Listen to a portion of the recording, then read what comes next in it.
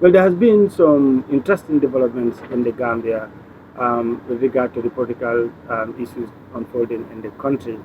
And joining me to talk about some of these issues is our very own Ebrima Sorry Bah, who is a card-carrying member of the United Democratic Party, but he was also a founding member of the NPP. He has been a strong Barrow ally until recently when he defected to the UDP. But now to talk about some of these issues is the issue of the recent defection of Keba Madiboja. Mr. Ba, can you tell us what do you make of this? Well, given the fragmentation of the ruling NPP, given the fact that the NPP youth president, Honorable Keba Madi Bojang, left the party with other executives, regional and national executives, such as Lamin Toure, Birkama, and co-opted members such as the former NPP West Coast regional chairman, Lamin Chata. Heavyweights who helped the NPP secure the presidential victory in the 2021 polls. Of course, you know that the West Coast is the political powerhouse in the Gambia. Nobody can win the presidency without winning the West Coast. Quite reminiscent of the swing states in the United States. Therefore, it is suffice to say that the National People's Party, the NPP of President Barrow, is being fragmented already, is suffering disintegration, as we have witnessed numerous constituency and ward, including some regional executives' departure. We have been following on social media how 12 or 14 executives at various levels of the party resigned and left the party during the course of last week. I have just been listening to or reading Jollof News that was carried on various social platforms today, that Honorable Keba Madi Bojang's National Democratic Party, a new party that is in the making, that has not even been registered yet, is doing more damage to the NPP. Therefore, the lesson we have learned is that the NPP have not been properly managing its membership, and you have a high-level disgruntlement. You could remember, you could remember that Ebrima Sorry Bah, is a founding member of the NPP and left the party about 2 years ago with similar reasons. What these people are complaining about is unfair treatment and lack of hope, lack of foresight in the party, lack of foresight. We have seen that the ruling party have not been able to bring Gambians together, have not been able to lift the Gambia out of the current socio-economic mess that the country found itself. From corruption, institutionalized corruption in high places that we have witnessed or that we are witnessing, to the privatization of our state-owned enterprises, SOEs, without due regard for best practice and due process. the violations of the rule of law by government officials, ministers, etc., have been so worrisome. These are reasons that I believe to have been behind the decline and the fragmentation of the ruling NPP, which sends clear message, clear signals to the president and core that it is the beginning of the end of the road for the party ahead of the 2026 crucial presidential election. Of course, in 1.5 years from now, there is no way this party, with the current tabulations and crisis, internal crisis, can win the presidential election. Because, Ibrahim, what is happening is exactly what happened to Yahya Jammeh's APRC in 2015-2016. There was a split with Mamma Kandeh forming his GDC out of the APRC, only to help defeat Yahya Jammeh in the 2016 presidential election. Virtually, the overwhelming majority of over 100,000 votes that Mamma Kandeh had came from among the APRC. Therefore, history is seen repeating itself here ahead of the 2026 presidential election. So there is nothing virtually possible that President Barrow and the NPP can do to sanitize the party, to salvage the party from sinking, from disintegrating. Because not only are they losing founding members, but the grassroots in the West Coast and KMC and Banjul, including the rural areas, are also disillusioned. Therefore, that is a bleak future. A ruling party that has been unable to deliver, that is at the helm of power, that is presiding over a failed state,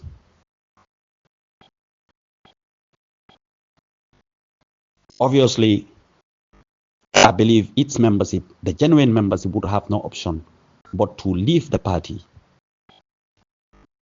before its doomsday become imminent. As we speak, you see the party, the NPP leadership is silent. Some of them are talking. You saw the administrative secretary downplaying CDCCA, downplaying the factors surrounding such defections. But it is obvious we have been hearing the response from Keba Madi's side. It is clear. The writing is on the wall for every Gambian to read and understand. But I think what the opposition needs to do, especially the United Democratic Party and other genuine opposition leaders, is to intensify their grip, is to further consolidate their gains in the mobilization, grassroots mobilization, and the enlightenment and the sensitization of the grassroots, the electorates, on the failings of the current Barrow regime. I think basically that is what the level of unity would count and would serve as a moral booster for the opposition. Because already it is obvious and clear that the country is sinking. Looking at all sectors, all the productive sectors are being rendered useless. Corruption in every productive sector, including our Ministry of Justice. You had about $14 million. You had the court verdict very recently. You had 2 ministers implicated in the oil saga, in the Russian oil saga. who were accused of foul play.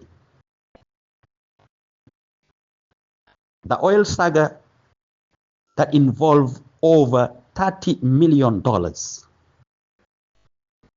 as a result of a parliamentary inquiry.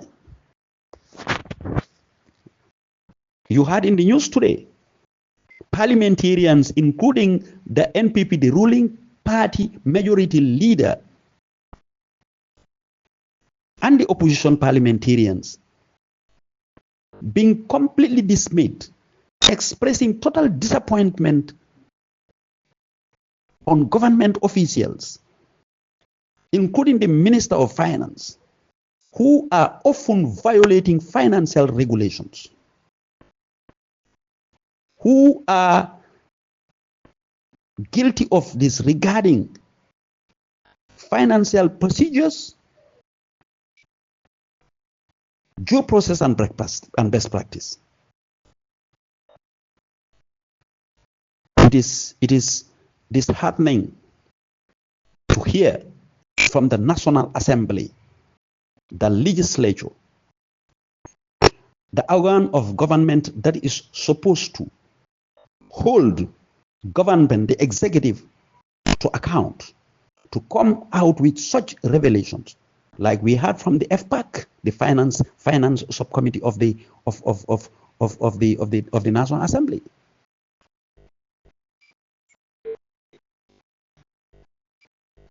What more proof do we want to be able to conclude that we had a failed government presiding over a failed state? Only for us to see Barrow and some of his enablers check on Gambians with threats. Very recently, because we are talking about the burning issues, like you asked, you had the Minister of Agriculture, Demba Sabali, threatening Gambians. I don't know whether you have, whether this concerns you that much. Threatening Gambians with shedding blood if the needs be in order to retain Barrow's presidency in 2026. Subhanallah.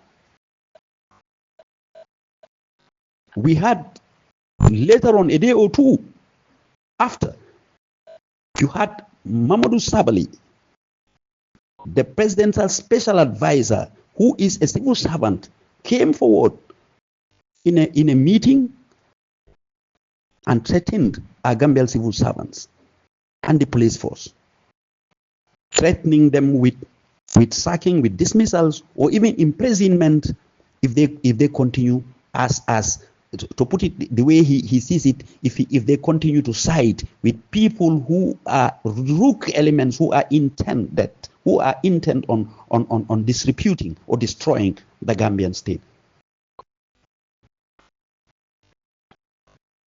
And asking the police to do more,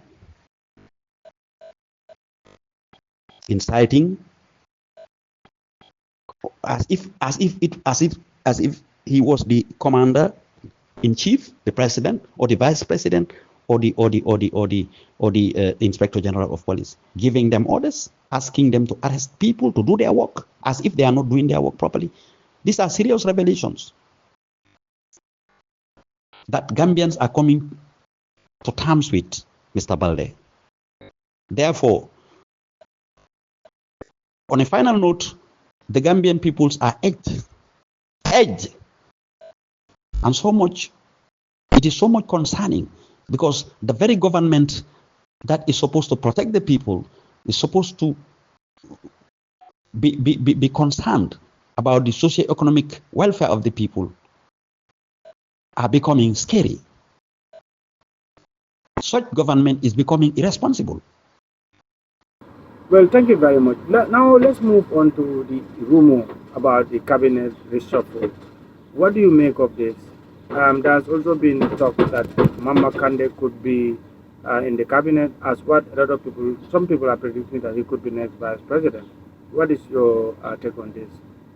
Also, there are some other salient issues worth mentioning. What is your take on all these issues? The politicians, some of the politicians are becoming unreliable because you had the rumors that some elements, party leaders who for over 8 years have continued to criticize this government are today associated or accused of trying to join the bandwagon of the Barrow's government. The government that they accuse of a lot of things previously. Where do we stand? The only hope remains that the people are going to decide for themselves and will resolve to effect change in 2026. Thank you. However, on a final note, I would want to express my heartfelt fear and lack of faith in the Barrow or the Barrow's presidency and Ebrima. I believe this is my opinion, and I am sure it could be the opinion of many Gambians. I do not have trust, I do not have hope that Barrow and his NPP government will organize a free and fair and a transparent presidential election and hand over power in 2026. Whereas he does this, and that is inevitable, where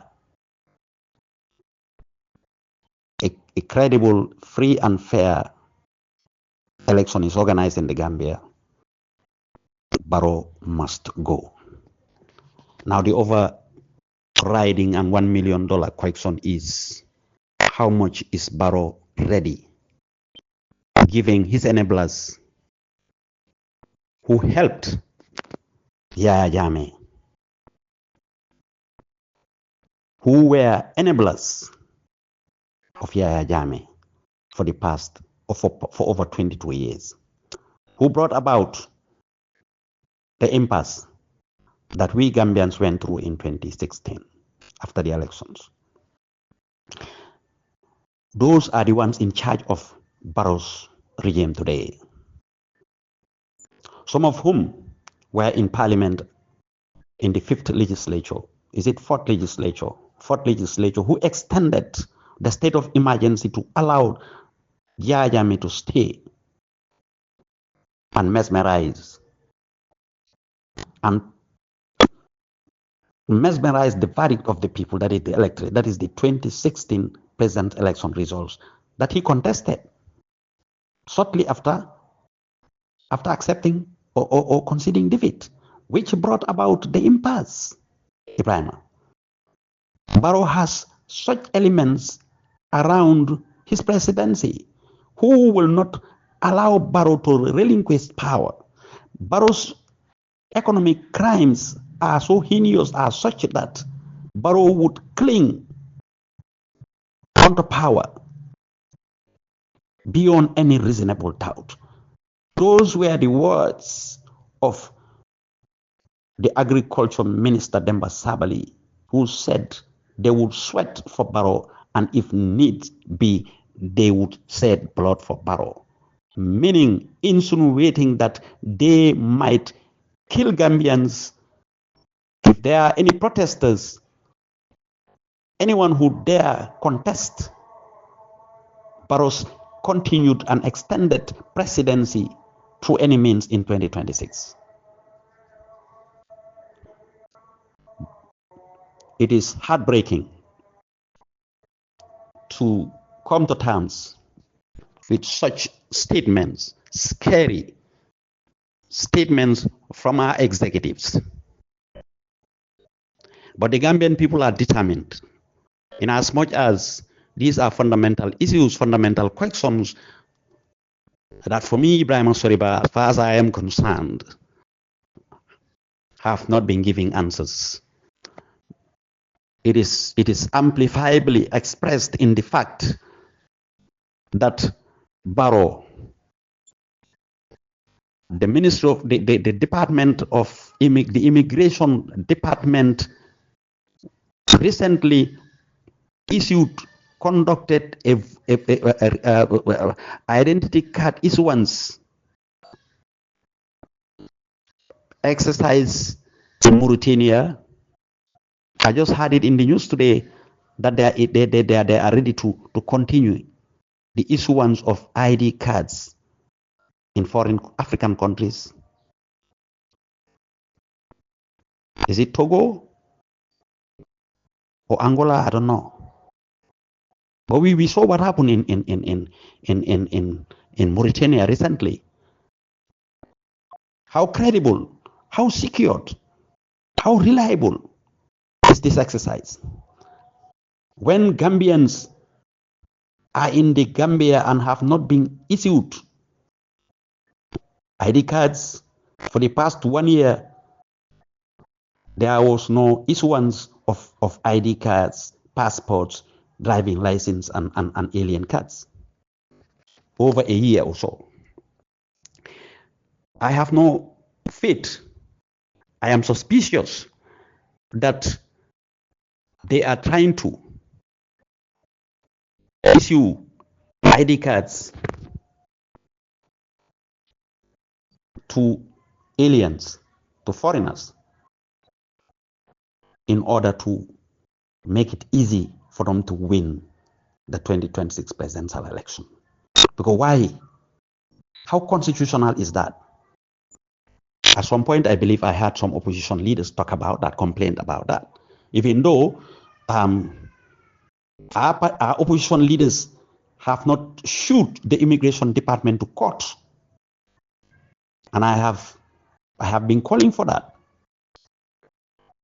I cannot understand how fair, how God-fearing, how Allah-fearing will be the immigration department. How much are they going to dance to the tune of a desperate government, a government that is losing, a government, a ruling party like Barrow's NPP that is suffering defections, that is at the verge of collapse, that has heinous economic crimes, that has subjected its citizenry to untold suffering and misery, socio-economic crimes, that has borrowed, that has overborrowed, that has borrowed over $150 billion just for over 9 years, an amount that is more than the 50 years of Yahya Jammeh and Sadauda Karaba Jawara put together. The Minister of Finance at the National Assembly said that the Gambia government is suffering from debt distress, is going through debt distress, highly indebted, over close to $150 billion dollars. That has not been translated into socio-economic development of the Gambian people. That is not felt. The government that is presiding over corruption scandals from one ministry or department to the other, that is selling, privatizing our productive sectors, our state-owned enterprises, SOEs, without due process, without consideration of the interests of the Gambian people that is supposed to be driven. I do not have faith. It will take the opposition and the Gambian people more than supposed to stand against this government in 2026 and make sure that foreigners do not vote, to make sure that foreigners are not involved in our electoral process. Why are they issuing Gambian ID cards overseas? Why? The opposition are not represented. How do we authenticate? How do we conclude that such exercise is transparent and legally binding? That is the $1 million question that every Gambian is supposed to ask, and the opposition are quiet about it. They are going about registering, issuing our ID cards to I do not know. I cannot conclude that it is properly those ID cards are meant for Gambians overseas. How do we? Because it obviously you cannot stand during the election day at the queue during voting and say X, Y, Z would not vote with the voters card.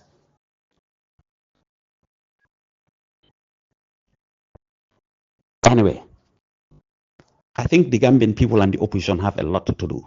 Well, thank you very much for watching. Don't forget to like and subscribe to our YouTube channel to help us grow better and provide qualitative videos. My name is Ebrima Sorry Bah.